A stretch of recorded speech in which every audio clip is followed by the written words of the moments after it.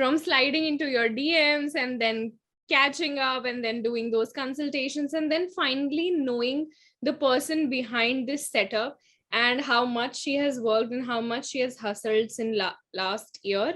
It's actually an honor to host you over here, not just because I know and the kind of work that you have done, but also because your story is very inspiring. I have not interviewed a lot of people who are managing a job plus doing their side hustle so well.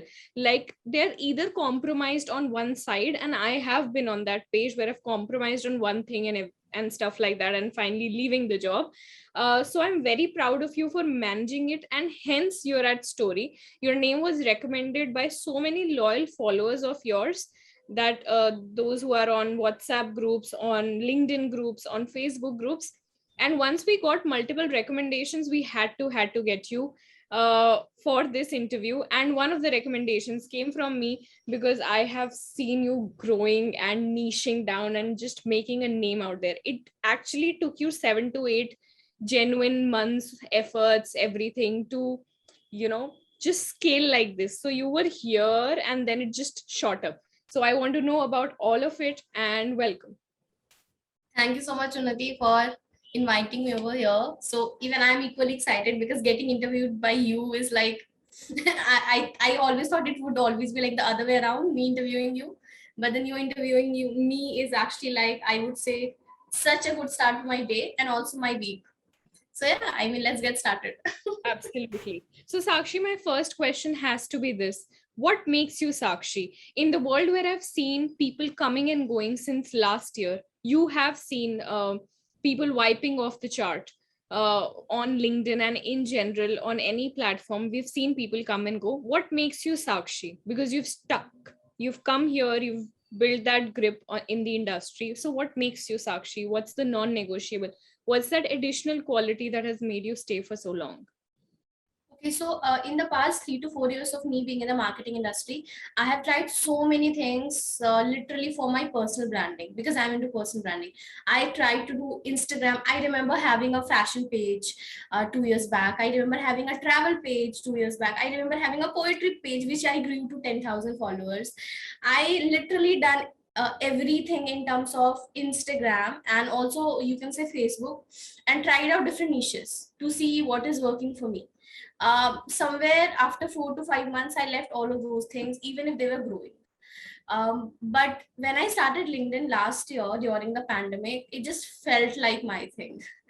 Even though I was not generating, a lot of views, or a lot of, you would say, those metrics, I still stuck because it felt like, I mean, the whole surrounding, around me felt like, okay, I want to be here, no matter, whatever, how many eyeballs I'm getting, I want to see those things.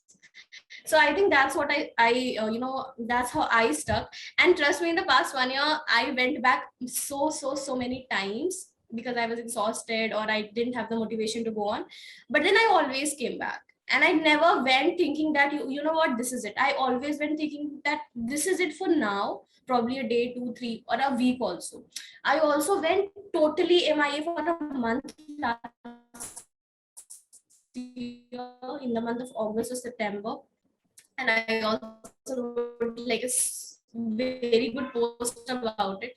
So I was MIA because I was at home and really frustrated. Used to go because pandemic and everybody was stuck somewhere, so I was also stuck there.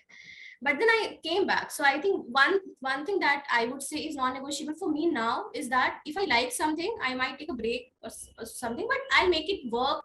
I know the value of compounding in the personal branding system. So I think I'll go on, even if slowly, but go on. Yeah. Wow. And how does it feel when you look back and you see a couple of thousand followers, people cheering always, and then there's this kind of close community that respects you for the work that you do and looks forward to your posts and updates and everything? How does that feel? Because it's like a mini influencer phase. Yeah, I know. Initially, even getting 10, 15, 20 likes on LinkedIn used to be like a lot for me.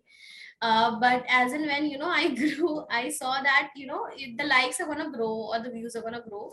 But the kind of relationship that you are going to build, that is sort of going to stay. So that's what people vouch for. So every time, like, I talk to people personally, say in a consultation call, or as if you're taking a workshop, or say a free, like a live session thing where somebody invited you, or something like that, or lives, Instagram live. There, when you interact, and then when people get influenced, and after that they send you all those DMs saying, "Oh, loved seeing you," and stuff like that. So I think that is another high. Likes and followers are gonna go and come, but I think this is something that really keeps me going, actually. Yeah. Got it.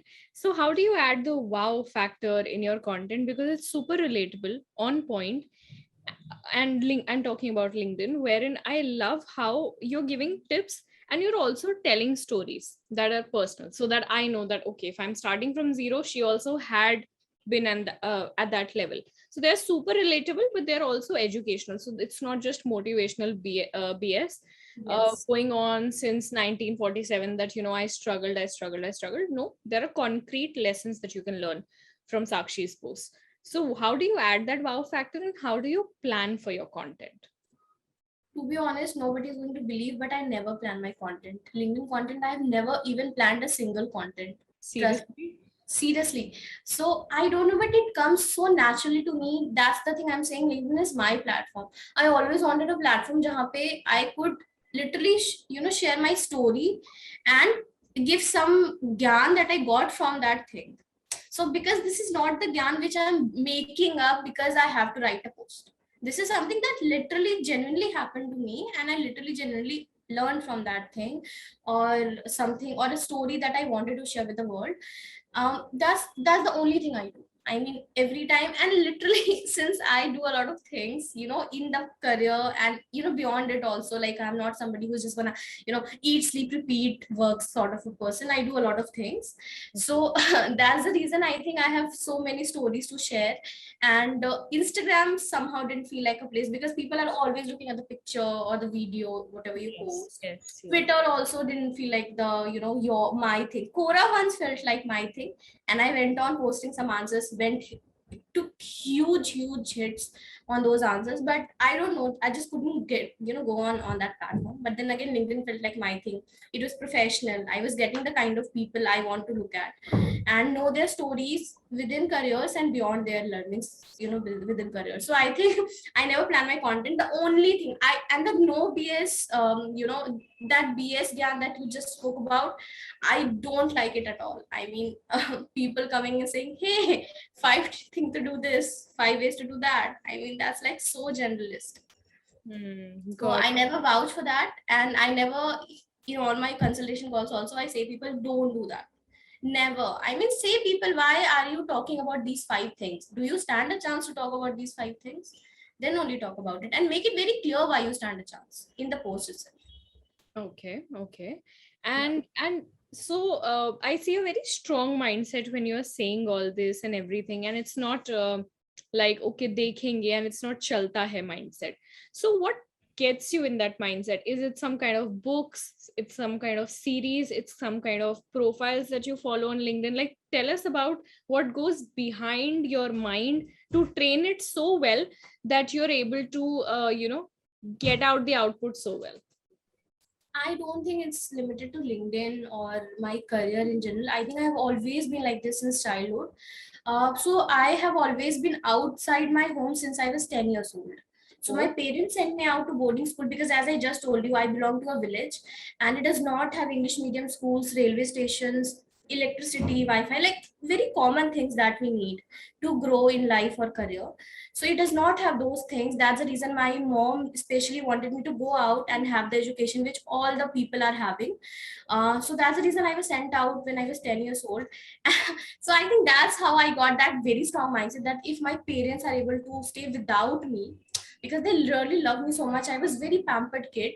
And so how I should give them the output. So that was all about marks. I was like 95% student. So that was all about marks. But this mindset kind of stayed with me, that if I think and I decide that I want this, I'll literally stay up all night and I'll do that. So now this is stuck with me, and I think it's gonna go on forever till the time I die. wow, touch wood. But how does it feel to separate from your family and do your own thing? Because a lot of times you have those breakdowns. Oh yes, I do have those breakdowns so many times. I mean, I also want to talk about it on LinkedIn and more often than we usually, talk about these things. So usually it does, when you see from the outside, it feel like, oh, the other person has everything sorted. Yeah. But it's not the case. I mean, I do have those breakdowns because obviously staying alone has its perks and benefits. I like it so much. But again, I mean, when you stay with your parents and your family, it's like it's another level of good, because I stayed with them for 6 months last year because of pandemic, and I have never stayed with them for this long since the past 12, 13 years. So when I was coming back, when my last office reopened, and I had to come back in the month of like January first week this year. So when everybody was crying, and I've never seen my dad cry in my entire life. But when I was leaving, I could see him, like I could see like those 2, 3 tears I could see.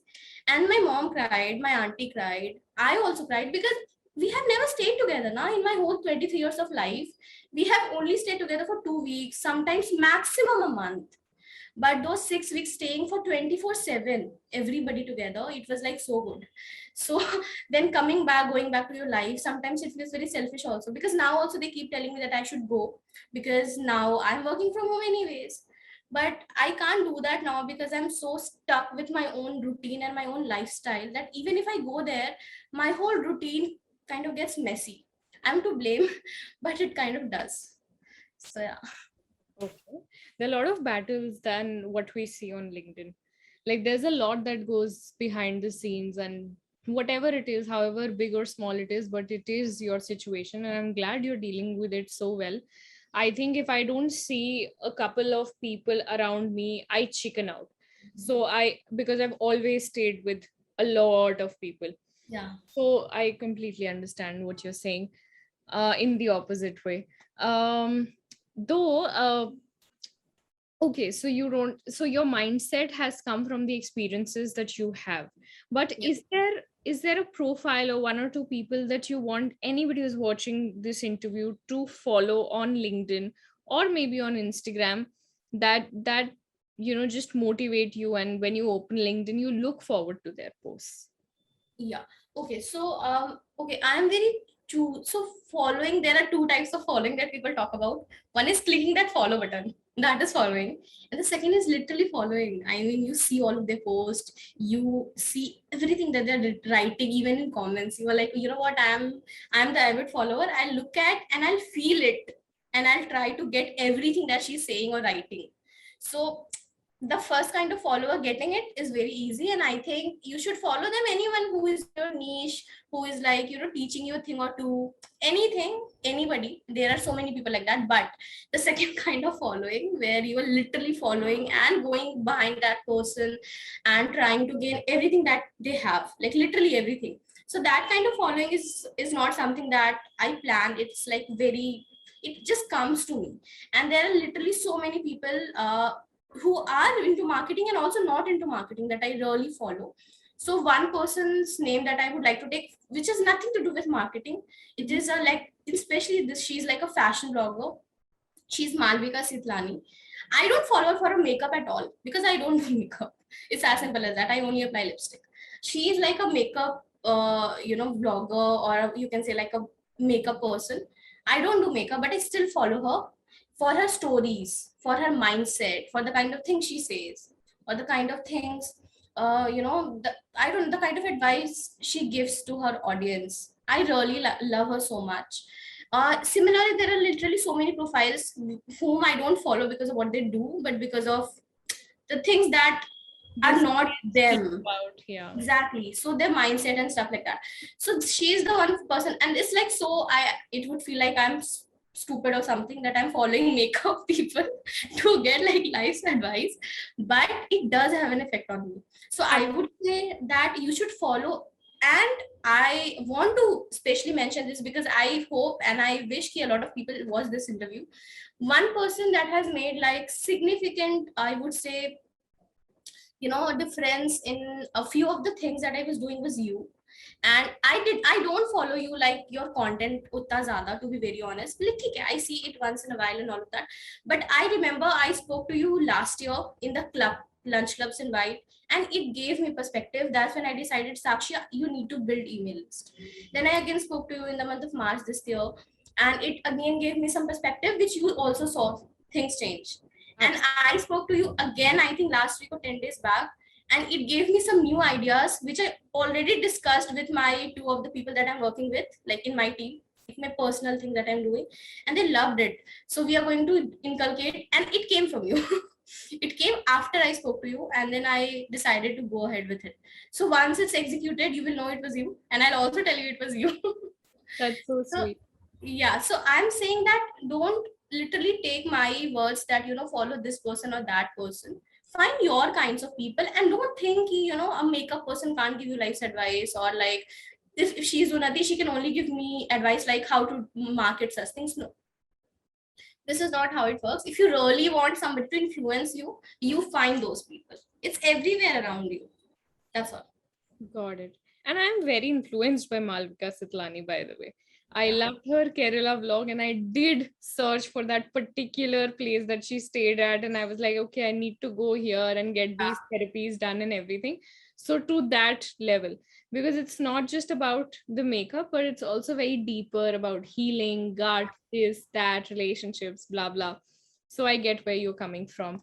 And okay, so now when you've given us a hint that a couple of new launches are coming, Yeah. I don't want you to disclose them, but I really want to know, Sakshi, given everything that you've been through and the battles that you've had with your mind and the outside world, where do you see the Sakshi that will be 27, 28-year old, like 2, 3, 5 years down the line? Where do you see yourself? Do you have like that kind of imagination or Yeah, right. So I've always imagined doing everything by the time I'm 25. So I think it has 1.5 to 1.45 years something to go. So yeah. So it has always been there since I was, I think, 20 or 21. I think since the time I figured out that, okay, this is the path I'm going to take, I always had this imagination that, okay, I'm going to be doing so and so, so things by the time I'm 25. It's not that I can't do those things beyond 25 also, but I always wanted to do these things. So one was obviously, should I tell like what are those things? absolutely. Okay. Okay, so these things are, mostly about growing in career, and also doing a few things because you are going to make a lot of money. So it's like both of these together. So because everything is related to money, so when you make a lot of money, then you travel. So, traveling is one such thing that I want to touch at least one country in the foreign land before I turn 25. It's not a big deal, to be very honest, today going to a foreign country. But for some reason, it's not happening. For some reason. So this is one thing in my checklist. So now I'm looking for my close ones to join me. But if it does not happen, if they are still not able to join me by the time I'm say 24 or 24.5, I'm going to go alone. So that is one thing I'm going to check. Second thing which I really, really want is staying alone in the whole flat. So I don't know, but I've kind of become like a loner. I like to socialize. I'm very extrovert. But when it comes to staying every day, I really like my personal space so much. So I have always been staying like in a single room, in a shared flat, but in a single room like this.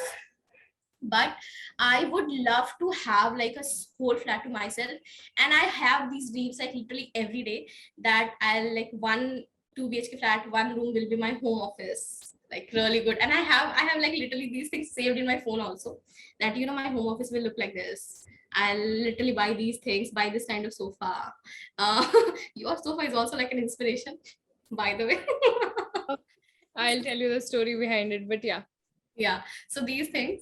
So this is one that I want to move out alone to a 2 BHK flat, make it like seriously, because I'm very creative. I wish I could show you my room right now, but no, it's very messy.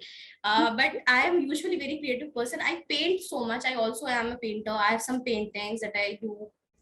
So I want to have like a good room, a really nice setup of office, and a super super glamorous like common area where you can party and also work, like Wow. jab man kiya jo.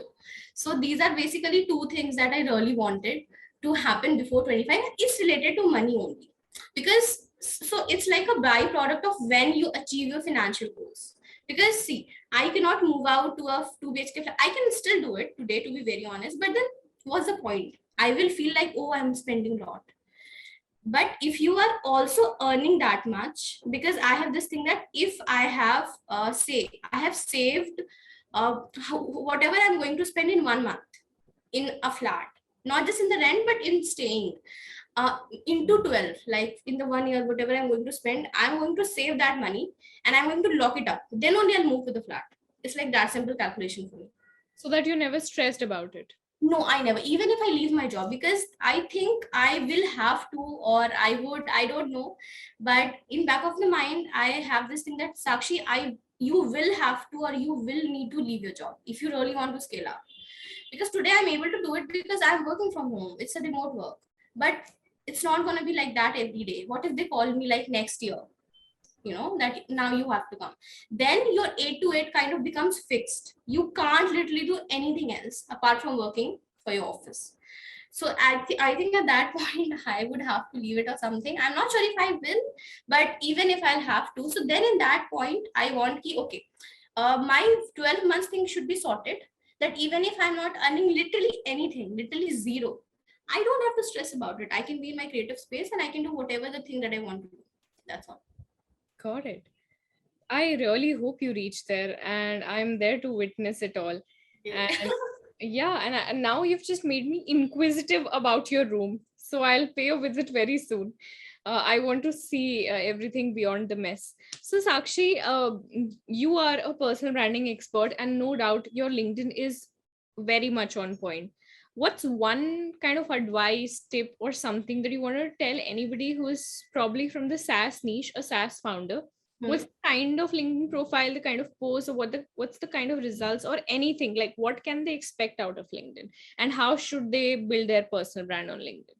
Okay, so I've always been into the SaaS. Yeah. Yeah, yeah. So right. Okay, a few things that I would like to advise is literally advice for the people who want to be where you are. You know, budding entrepreneurs, budding founders, or especially in the niche of SaaS, because every niche is a bit different, and if they have been there, done that, and grew to a scale where they are, they can talk about it. There's literally room full of ideas that they can share with the world. How did they get their first funding, behind the scenes of their first funding, what did they do after they got their first funding, how did they scale from a member of 6 people to 30, or say 2 people to 15, or even up to 10. So literally there is like a lot of things that they can share, all from their personal experiences, in the technical side also, and in the experience side also, which even a person like me can also know. So say I'm not looking to become like a SaaS founder, but I'm looking to become a full-time entrepreneur. So there they can share experiences like what does it feel like to be on the clock 24/7 and working, because I've seen people doing that. In my last company, I've seen them grow from a team of 4 people to 30. I was their first hire after they got funding.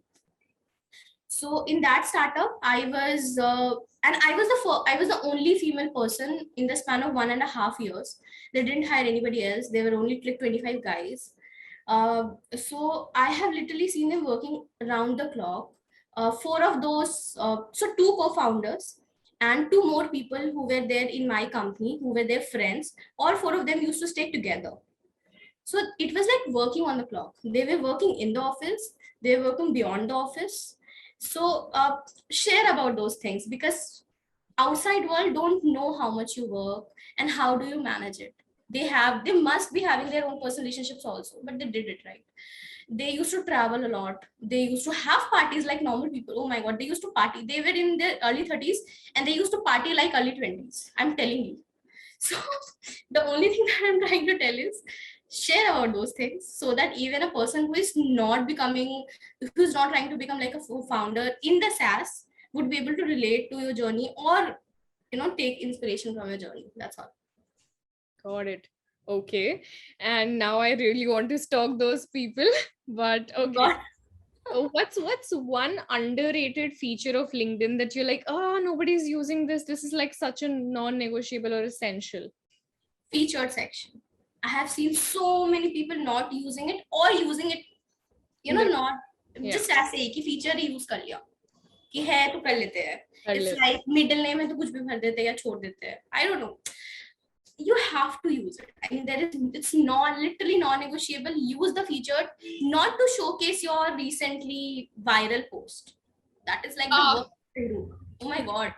I have seen such good people with so much to offer as a freelancer or as a business owner in general, having their recent viral post in the post. Why?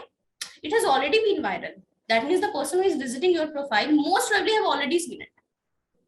So what's the point of keeping that viral post in the feature section? It's like, so one thing that I want to share to everything, and I say to everyone that I meet, is your LinkedIn profile is a landing page. It's a landing page. Give the other person a CTA, and your feature section is for that. Feature section should only be used for a CTA. If you're a freelancer, business owner, kuch bhi ho, there has to be a Calendly link. There has to be a website link, a contact us link, probably a Google form. If you're trying to build a community, probably a lead magnet. I don't know. I mean, not recently viral post. Got it. Makes sense. I can't agree more. All right. So what do you think happened post and pre-pandemic to LinkedIn? Like, how have you seen the evolution of LinkedIn? Because or at least in the last 1 year, because a year back I was seeing everybody curating one post a day and very religiously and everything, and now I'm seeing people to understand the mindfulness behind posting, but also I'm seeing a lot of fluff. So that's the kind of change that I have seen. What are some observations that you have, how LinkedIn has changed, and where do you see I it? have never been on LinkedIn before pandemic. I mean, I had a profile, obviously. Yeah, I you're not only, active. yeah, I was not active. I didn't have even a LinkedIn app. So I only started to become active in the month of May last week, you can say, all of last year, or June types. So what I thought, I think I saw the similar thing that time. People were just getting active. I mean, most of the people Yeah, around, yeah, yeah. especially in our industry, because then they were, I think, starting to realize that, you know what, LinkedIn is a gold mine. You need to showcase yourself, and this is one place you can't just leave. So then more people realized it. Then more people realized it. Now I think It's since the, okay to add yeah, threads. exactly. Now everybody else is trying to be on LinkedIn. And I would say one thing which I think people don't really understand now is that just because you're getting like huge likes, you will not be able to create influence just because you're getting huge likes and like a lot of followers. I have seen people having literally more than 100K followers. Great engagement, like 300, 400 likes, great engagement, but not the kind of content which will make people or your prospects come to you and say, you know what, just write content for me or work for me or stuff like that, because those contents are designed in such a way which will go viral, which will make people click on that like button and stuff. Like, it does not have any value. It's more like, why job is better than freelancing, why degrees are shit. So if you're making such posts, and I'm seeing a lot of people doing this because it's working. In the freelancing world, everybody is trying to storm into the job world. I don't know why is it happening, why it's so bad, because I've been in both places and I love both places. If today so I'm doing freelancing not because my job is bad. I think it's pretty good, not just financially, but in general my job has been pretty good all the time. But I'm doing it because I'm mad. Something stuck and I banged my head on the wall one day and I'm like, I'm going to give myself trouble. So that's the reason I'm doing it. But it's not everybody have like a crap experience. So people who are coming on the LinkedIn and sharing, oh, job is so bad, never actually did a job. Exactly. And it's actually good sometimes, I feel, if somebody can actually, and it's just the exponential growth in freelancing or agency that's probably attracting most of us. That one day you're earning 1 lakh, the next month you can earn two, three, but in job, you have that linear growth, which is Yes. perfectly fine if your starting package is really nice. And instead of caring about, some people are really good, Sakshi, with their skills. So if I'm Yes. a good marketer, doesn't mean I'm a good freelancer. Probably That's I just know how to market things, but not myself. yeah. Freelancing comes with personal branding, invoice raising, losses, people Yeah. cheating, this happening, that happening, your ideas being stolen. then something happening, and then people with nothing, doing nothing, getting a lot more followers than you, and Yeah. dealing with that constant trauma. And if you don't want that in your life, it's okay to do a job, and it's not bad. Like at least 7 to 8 months back, if somebody would have told me that, you know, you are probably making 5 lakhs, 6 lakhs a month, and we'll compensate it with the salary, would have been happy to go there 8 7 8 months back, because I thought that money was coming with a lot of pressure from every brand that I was working with. But now the scenario has changed. Probably the levels have gone up and everything, and clients are not as finicky, as pokey as they were 8 months back. So now I wouldn't take that job offer. But 8 months back, I would have taken that job offer, keeping aside everything that I've built so far, not stopping it, but now changing the course. But I see people going so much against job without realizing that someday, whatever you're building, you'll also offer people jobs. And they'll come back to your post and they'll realize that it's a shitty thing, and they'll become your competition. So the idea is to give your people or your followers a vibe that at least you'll be a good boss. Yeah, a good leader. Also, becoming your own boss.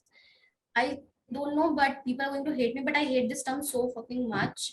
I mean, what the hell is being your own boss? Unnati, you tell me you work for so many brands. Are you literally your own boss? No, You have I'm literally so always, many brands over your head.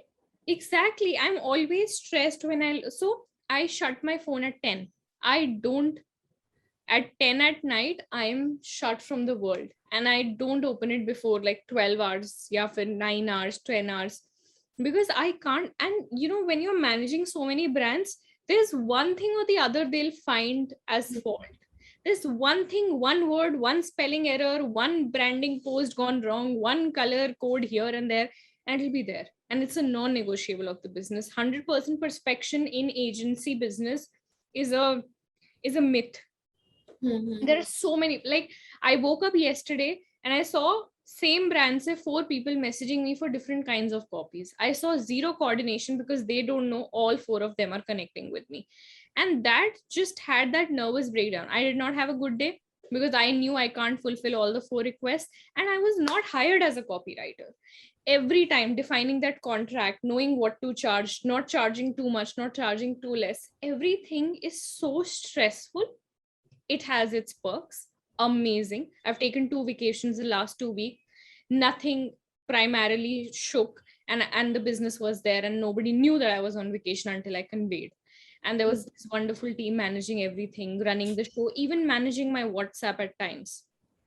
But if you still ask me 8 months back, I would have taken that offer.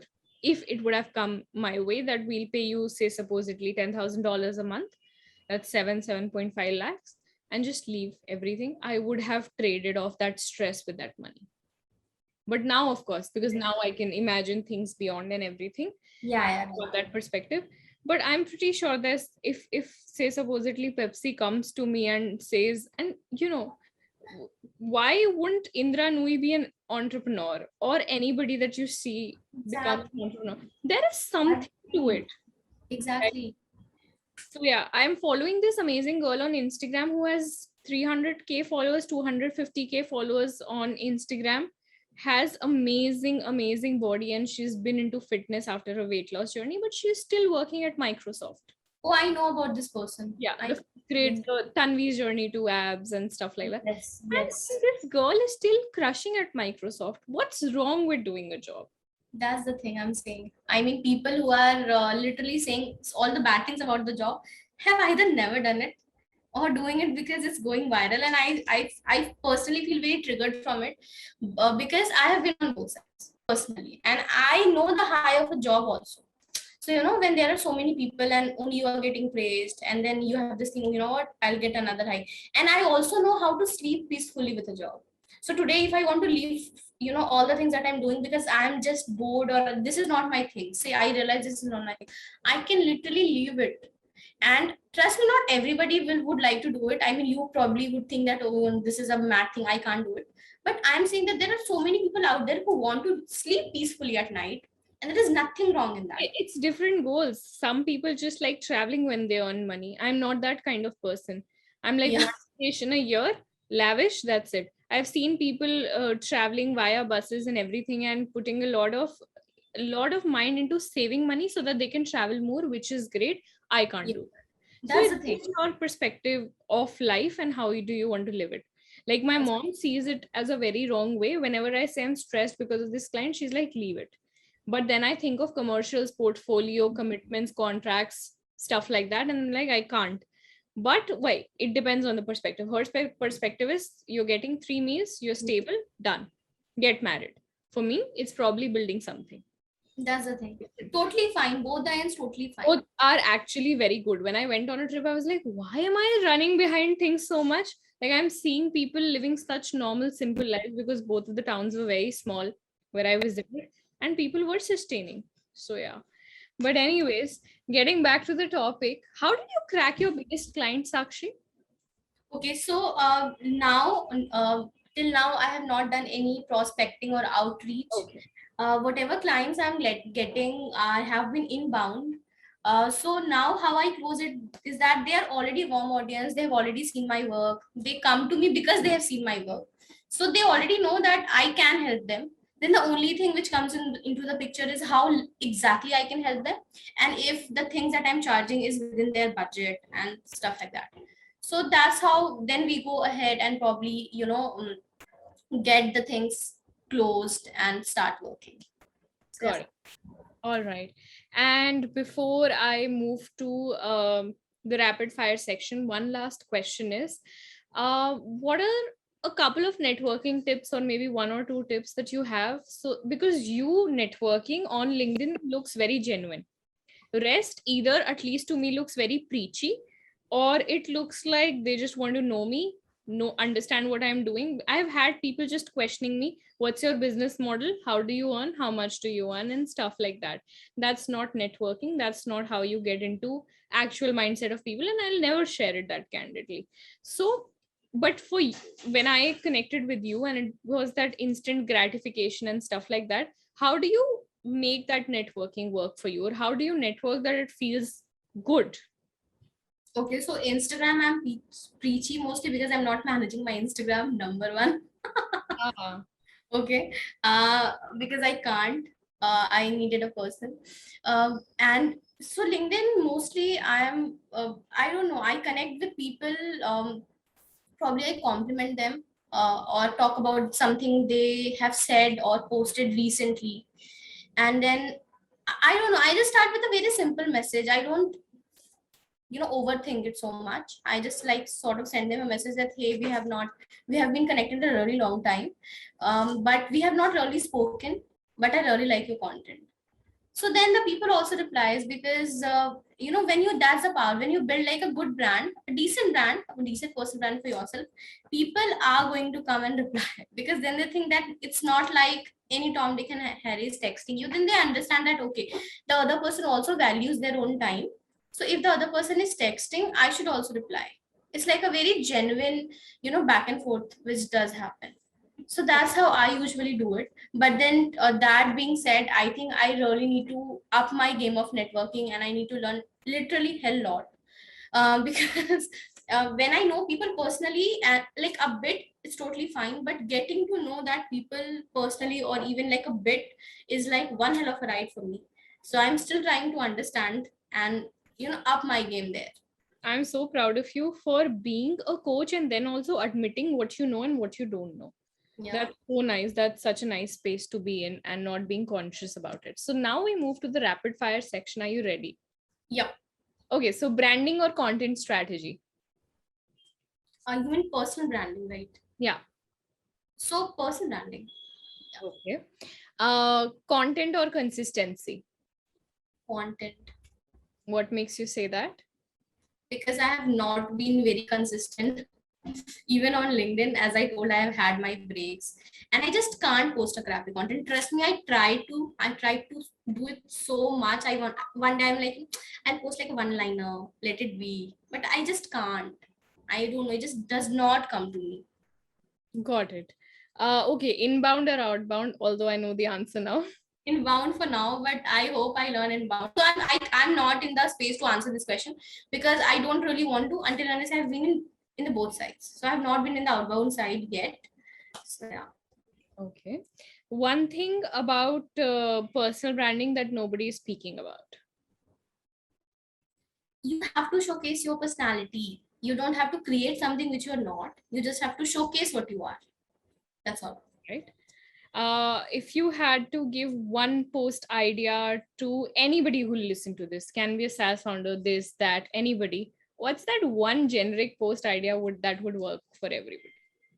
Probably, things that I learned within 3 months or 6 months or 12 months of doing what I'm doing.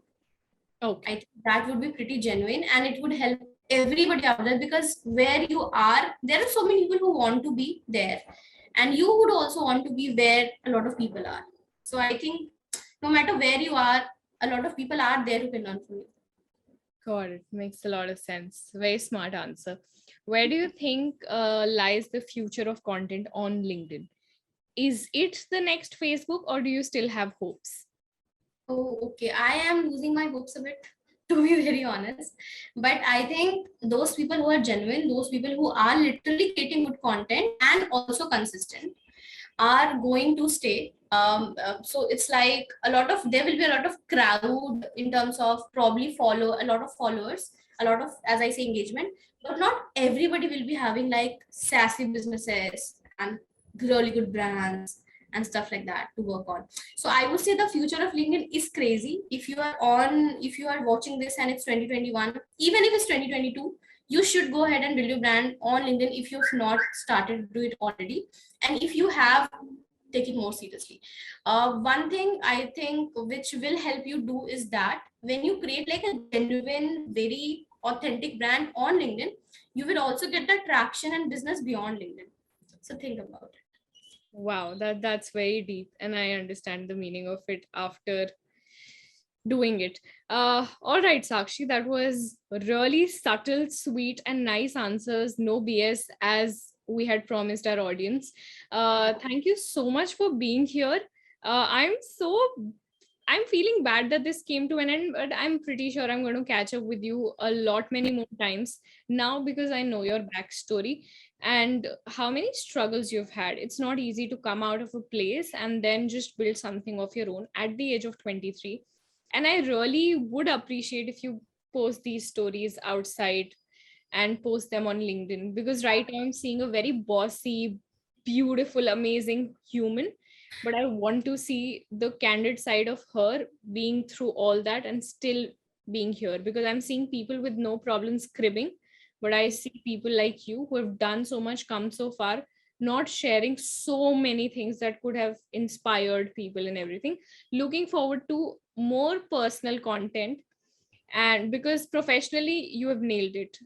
When I think of a coach in your niche, I think of you as the first person. Your brand has come to that point, but I really hope to see so many stories like this, these coming ahead, and me binge reading them all, and I'll be the second kind of follower.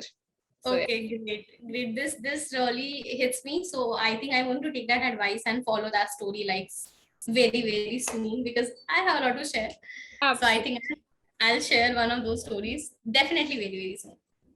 Thank you Thank you so much for having me. I mean, I love this interview because I don't know, the other questions were again no BS. There are no BS answers and there are the no BS questions. Yeah, So I love no BS questions also. So it was no BS question. That's the reason I gave like no BS answers. And it was like very good. So thank you so much, Unnati, and also Story, for bringing me here. I hope this reaches to a lot of audience.